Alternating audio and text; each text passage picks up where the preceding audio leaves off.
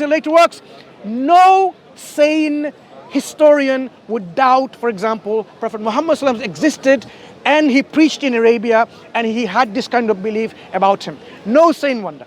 Hyperskeptic, revisionist, fruitcakes may believe in that. Just like hyperskeptic, revisionist, fruitcakes believe Jesus did not exist. Yeah. He accepts Jesus doesn't exist because he didn't claim to be God. Camille. Don't engage with him now. That's fine. Come to me about You're right. You're right. I'm corrected. You can't help me. We agree there are Christians, because of this consistency approach, they will say, because we have a historian who doubts the existence of Christ, Christ didn't exist. They need to be consistent. So now maybe that is the view. Christianity didn't exist. All of these writings, come on, doesn't matter. Do you see the point? So that's why we call them fruitcakes, because these are hyper-skepticism. They go against history. So when it comes to miracles, what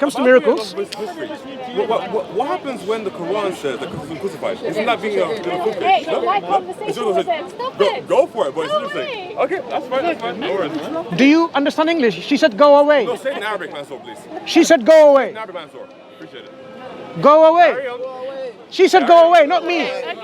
She said go away. No problem. Go for it. She said go away. Alright, sorry, you were saying. He has no respect for you. It's okay, but that's what Hecklers do. I'm sure this, Right, I agree that you've understood. Now we're on the same boat, that you agree that he's a heckler. Good. So now we move on.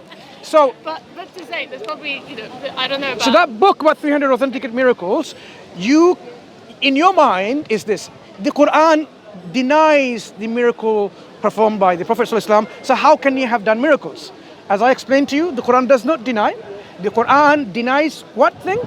Miracles as expected by people, demanded by people. God doesn't give in to these kind of things.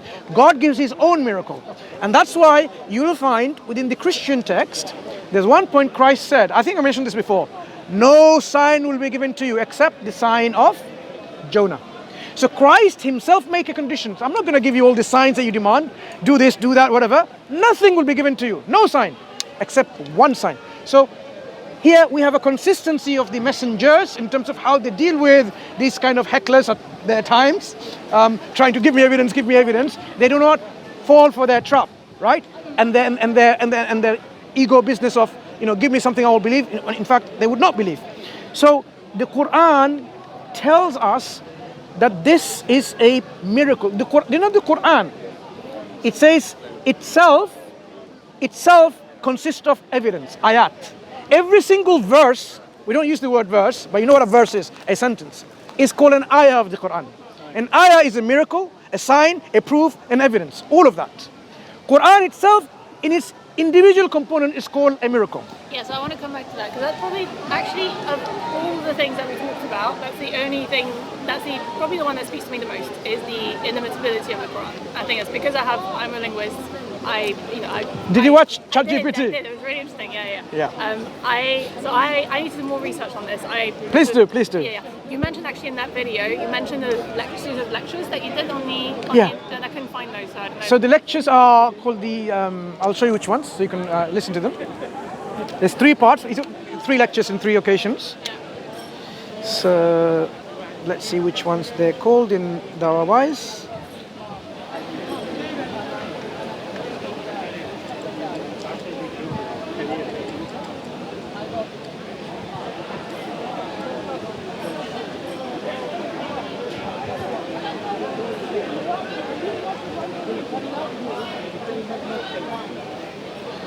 I mean, what it will save me from giving you all the information that I did in three parts, right?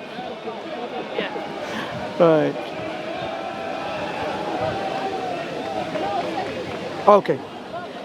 It's called Linguistic Miracle of the Quran. Okay. There's 3 parts in DawahWise. Yeah? Okay. All right. Okay. So originally it was uploaded in a different one, so that's fine. Okay.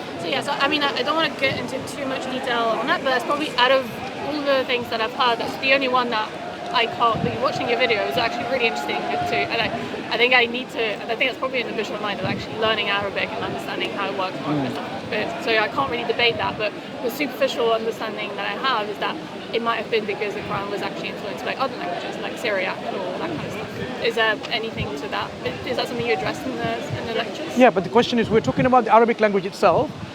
Even though the Quran can have words of different linguistic origin, the fact remains the composition of such a way. It's not just individual vocabulary. Yeah. Like, for example, the word illiyin, the word sirat, they may have a cognate or something similar preceding the Arabic language, but the Quran can either use something from another linguistic culture and use it and Arabize it to the Arabic people for their understanding, because no need to reinventing wheel. Within the Arabic grammatical linguistic vocabulary structure, within the framework of the Arabic vocabulary, because you know how the words are derived. For example, the word globalization didn't exist in the Arabic corpus, but now, what does it say in Arabic? Globalization? Awlama. The root words are ayn, lam, mim. Right, to know. Alima, ya'lamu, to know. And from this, like, you can have so many different meanings. Globalization, where you can have the world, and because of a root word, it can have meaning attached to it. For example, the word alaqa, the Quran says how human beings go through the stages of alaqa. And people say, oh, that's wrong, it doesn't mean that. But if you look at the word alaqa, in its root word means it's some connection, something that is hanging. So a mu'allaq, that you know, if you see some traditional places in my country or in Arab country, they make something with rope and so on, and they hang their pots and things on that. This is called mu'allaq, right? Alaqat, relationship, because we hang with each other, right? So each word can be derived from a root word. This is beauty of Arabic language, and of course probably Semitic language the same, right? So when it comes to the Quran and its linguistic miracle, of course the Quran brings in new terms which the Arabs didn't know them before, but it Arabizes them from the Arabic stock. So the word Quran itself, you'll be surprised, was not known to the Arabs what it meant. There is no pre-Islamic poetry which has the word Quran in it, because it didn't, this particular form, Quran, did not exist in their vocabulary. So the Quran introduced even the name of this book, which they're not familiar with, but something from a root word, qara'a, is meant to recite, to read, and so on, in that form. The word surah, a chapter, was not known to the people in this meaning. Surah was like a fence. But the Quran is introducing a meaning, and it describes suratun anzalna, and so on, and it tells you what it means, at the same time defines it. It has a border, a fence all around it, a thematic unity. The word ayah, verse, and ayah wasn't known to them in the meaning. To them, ayah had a different meaning. So the Quran introduces even the words with a newer meaning, and explains and defines as it goes along. So the new language the Quran brings, which they couldn't have thought about, the Quran within its recitation, it explains it. So people didn't have, why are you speaking gibberish? You know, when a child speaks gibberish, after hearing few times, a mother or a father, a brother, sister, they know what it means. If you heard it first time, you didn't know what it means. The child speaks gibberish. The Quran came and spoke in a language which was unknown to them in the mind, but they understood. Not only that this is an eloquent way of expressing it, but they understood the meaning, and yet it wasn't in their vocabulary. That is the linguistic secrets of the Quranic language. Yeah, I'll watch your videos and I'll come Please back do. to it. But to me, that's the only one where everything else I'm kind of like, that doesn't really... Contradictions. What about the contradiction claim? If the Quran was not from if the Quran was not from God, it was from anyone else other than God, then you will find many ikhtilafan. Yeah, well, that I never really quite understood that point, because to me there are lots of places that seem to contradict each other. Do you agree in principle? A book from God talking about history, about future, about contemporary affairs, about secrets of your heart, about the natural world, about politics, anthropology, sociology, all these things, if a book from God is talking all about it, it should be free from errors and contradictions. Or should it be? In principle, yes, but if it's been mediated through humans, then it's subject to errors. No, first of all, in principle, this is what I'm asking, you expect a book of God should be free from errors. So when the Quran makes that claim that this is the Quran with all its forms of guidance, on every aspect of life. It talks about embryology, it talks about astrophysics, it talks about biology, it talks about the ancient East and ancient West. If it wasn't from God, you expect it to be contradictory, erroneous, having lots of discrepancies. It's not that any book on any matter, if it's free from contradictions from God, a phone book may be free from contradictions, but it doesn't make it from God. But the phone book does not talk about the ancient world and the future world and the humans and the natural world. If it did, then you expect it to contain mistakes. But then on that point, then why would verses be abrogated then? No, abrogation is of what? Abrogation, God says very clearly that ma nansakh min ayatin aw nunsiha. Is it how it goes? Anyone knows the ayah? We do not. What's the ayah? Na'ti bi khayrin minha aw mithliha. Right?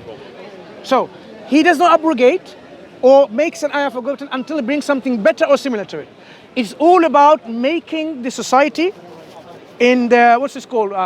Rehabilitating them and making them. So God can condition a society with a set of particular specific laws, and then he will say, that's fine, now we have different laws. Just like, say, a law of Adam alayhi salam and his children, how they had to, twin sets had to marry each other, to human beings to procreate, because there wasn't another human being separately created and they married, because only one man and one woman, from them we all came. So the law of, for example, marrying sisters and brothers is now no longer applicable. But at that time it was okay. So God, for a community, he can instill and give guidance and laws, and he can say these are no longer necessary for now, but for future that is not necessary. Well, then why would certain verses like the one about slavery not be abrogated then? Could be slavery will be, as I said, certain laws can be there because it will take long time, as we explained before, to get it eliminated. Or slavery will be there such that it will be very difficult to eliminate, so that means conditions may be there and you need to have rules and regulations and solutions for it. So we're getting new Quran verses like sometime in the future? Do you follow? So God Yeah, but here is not abrogating slavery. This is a law. He is trying to encourage it to be eliminated through the processes and mechanism God has put in place. Can God ever make a mistake? What do you think? I'm asking you in your... I will answer, but what do you think? No. I'm asking your opinion of it. I will answer. So that's why I'm asking the Mansur question. Sure. give answers. Wait. God will never make mistakes. So God can never make a mistake. Of course not. Okay, so everything that we are going through right now, every error in the world, every disaster that we're going through, along with all the good, that's all part of God's plan.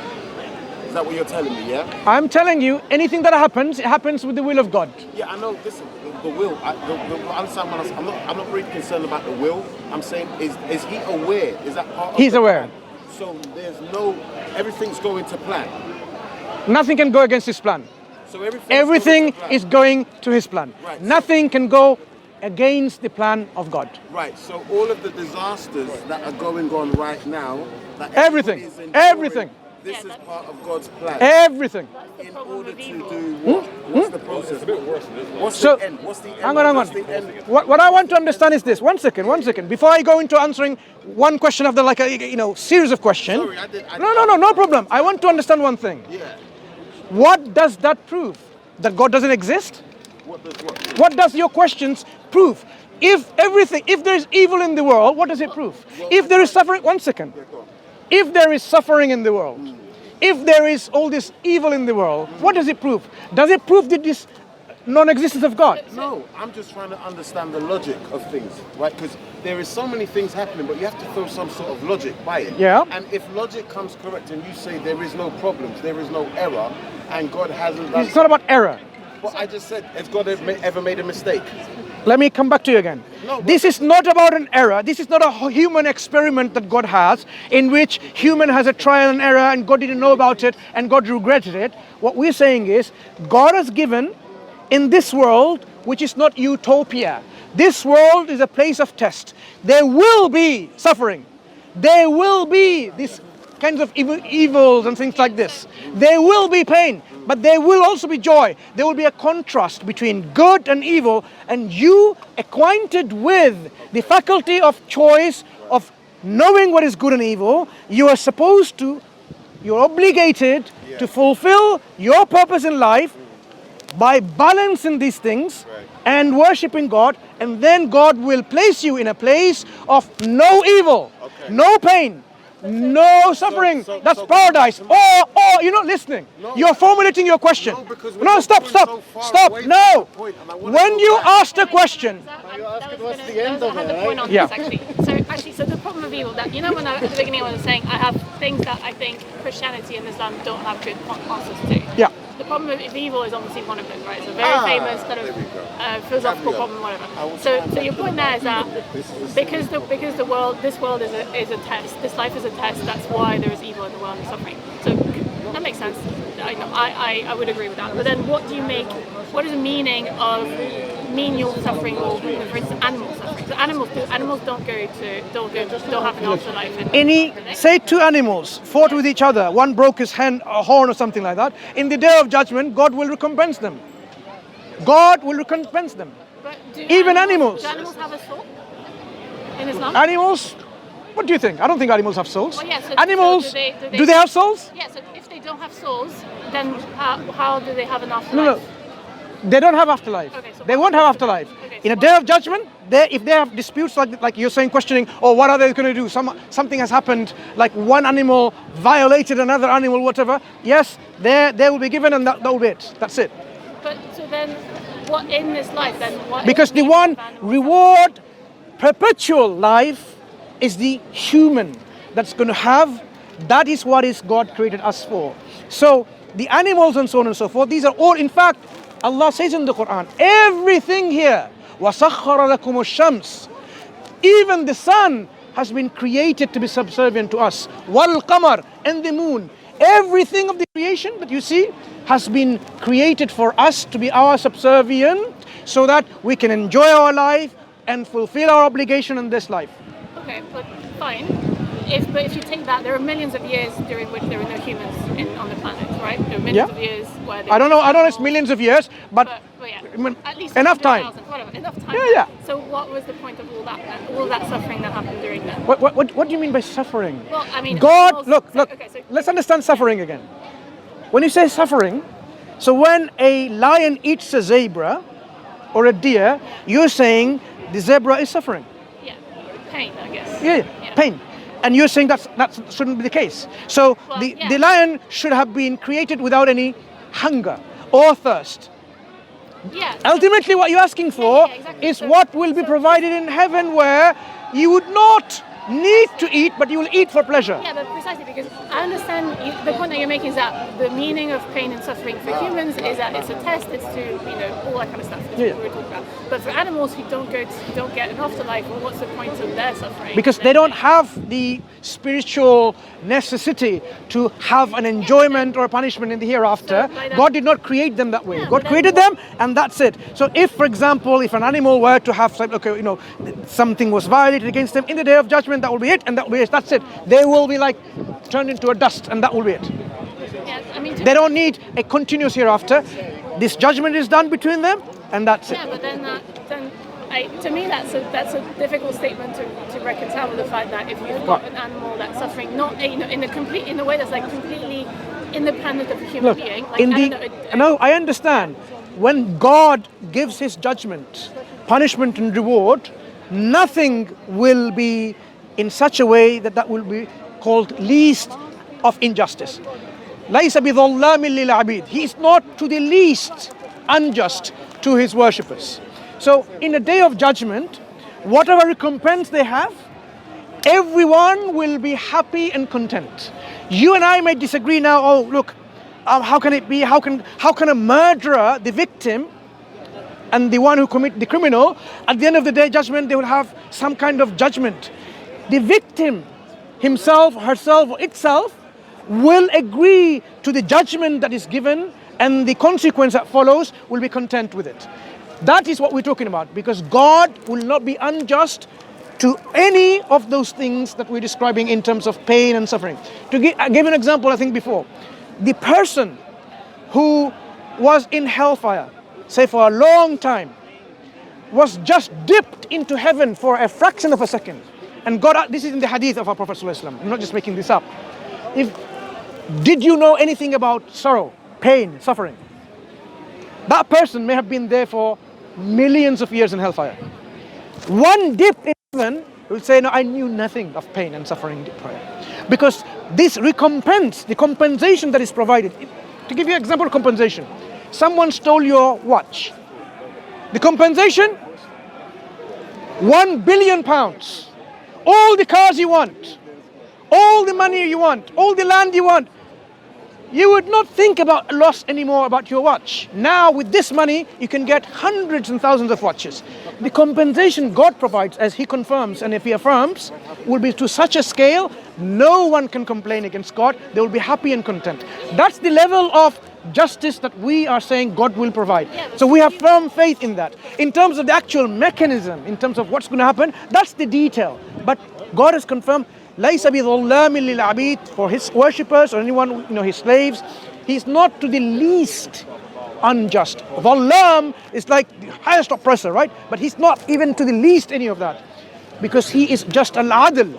Not only adil, like justice. Sometimes Christians say God is love, and we say God is loving. In Islam, one of the attributes of God is al-adil. Justice. Not just, but justice. Al-haq, truth. You say like someone is truthful, but Allah is al-haq, truth. So yes, there are certain attributes in which the adjective is used in such a way rather than say a noun. Yeah? Just to demonstrate the grievousness of these concepts and attributes. So the problem of evil is only a problem to the atheists and the Christians because their theodicy is such that they may have to explain it in that way.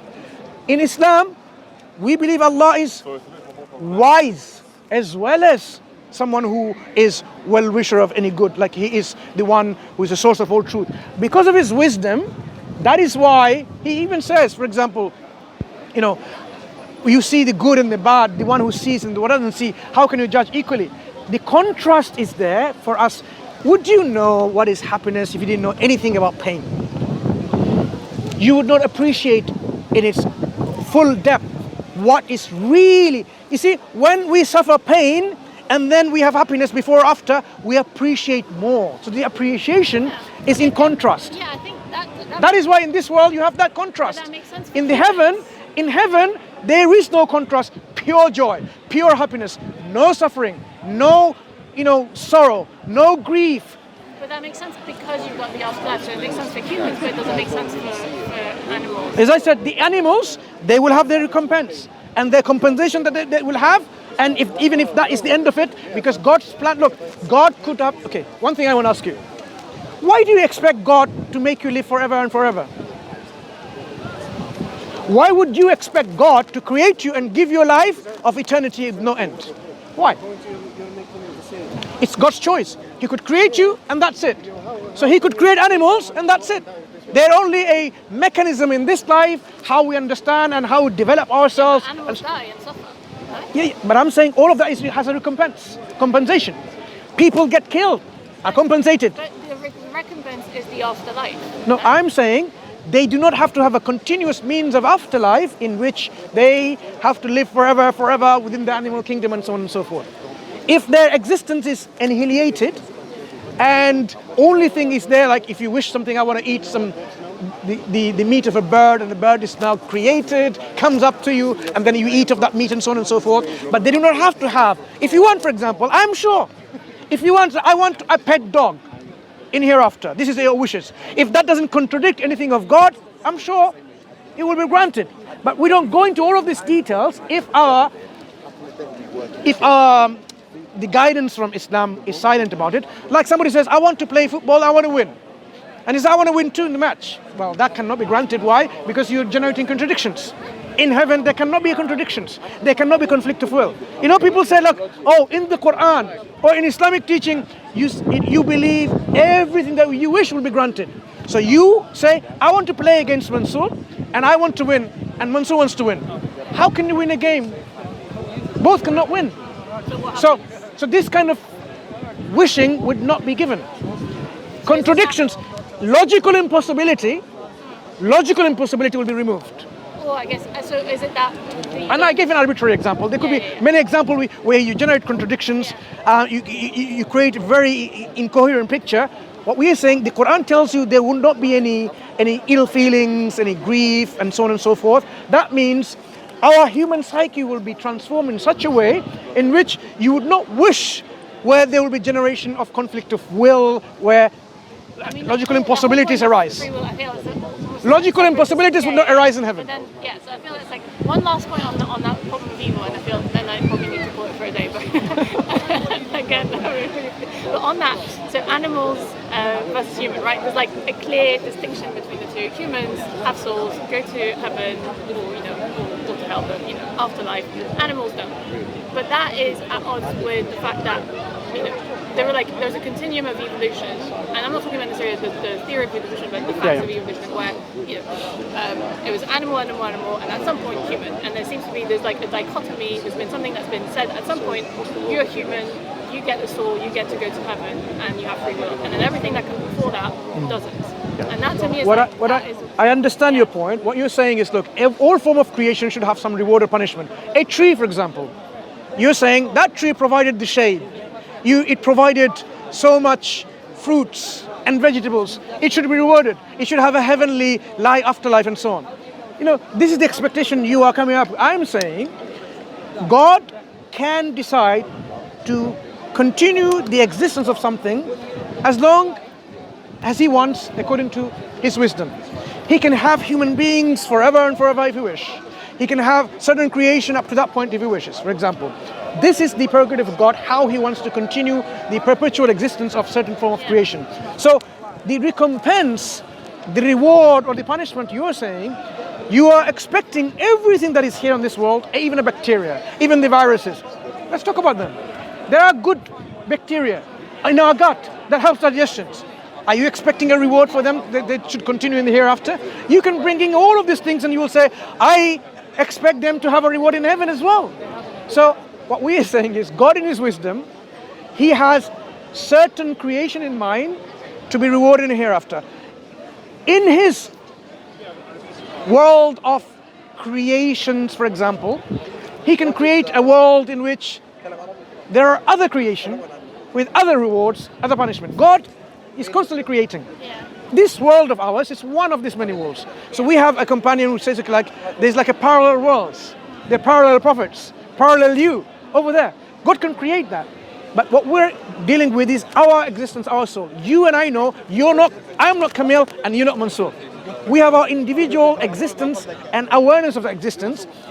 What is there for us is a continuity of life with given a new body of our soul, because what I'm my soul with my body that can be changed and rechanged if necessary. In the hereafter will be a different body, and a mechanism to enjoy what I've done here.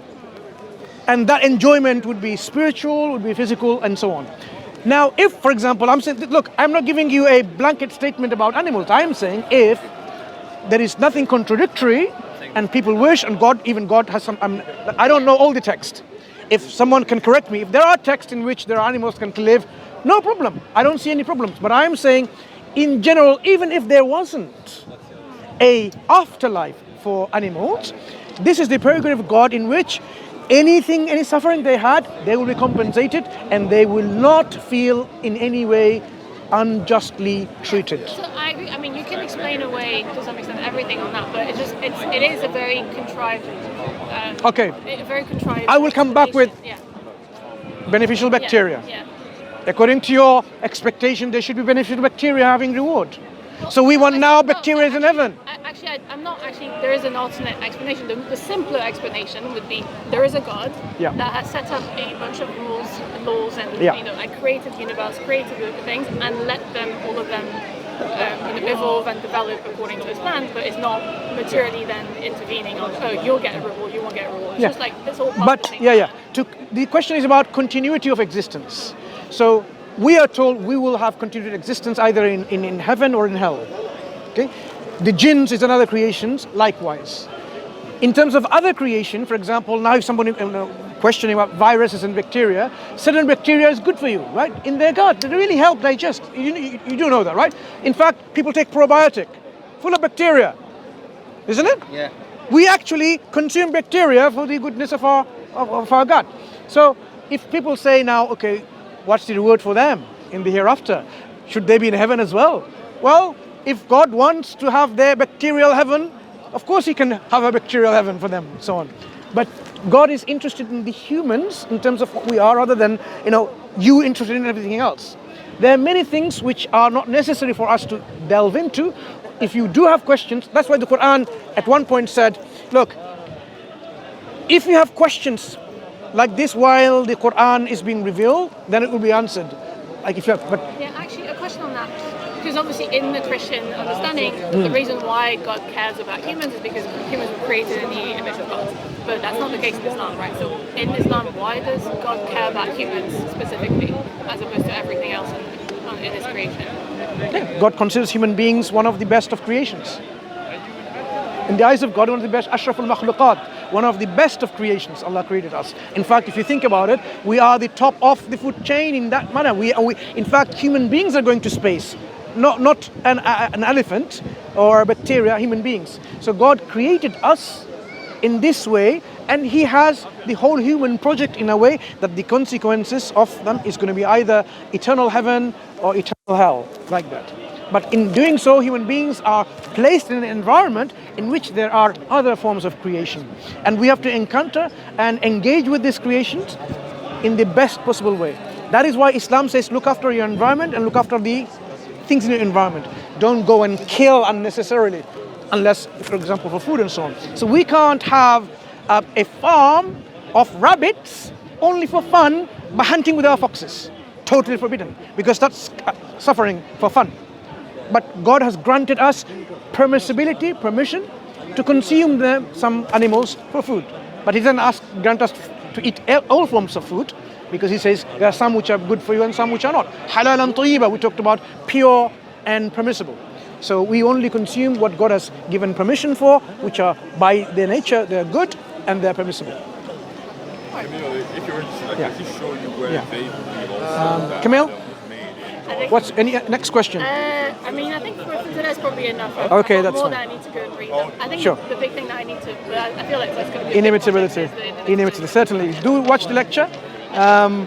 And in the meantime, take care and yeah, thank you again. keep your I questions. just want to say again, thank you for your time and thank you for being generous with your time. I really appreciate it. No, you've been wonderful.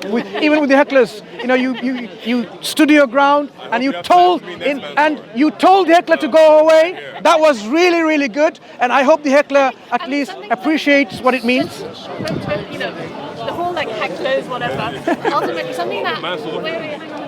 I just want to say something about engaging with the whole Christians and Muslims. A lot of what you see on the internet is about clashes between the two. I'm actually much more interested in engaging honestly with, and I find that all the Muslims that I've interacted personally have been lovely people. Really interesting in what I have to say. I'm interested in what you have to say as well. So thank you. And I think that shows in the videos that you've got. So You take care. Until next time. Yeah, next time. See you later. وآخر دعوانا الحمد لله رب العالمين. Jazak Allah, brother Mansur. بارك الله فيك.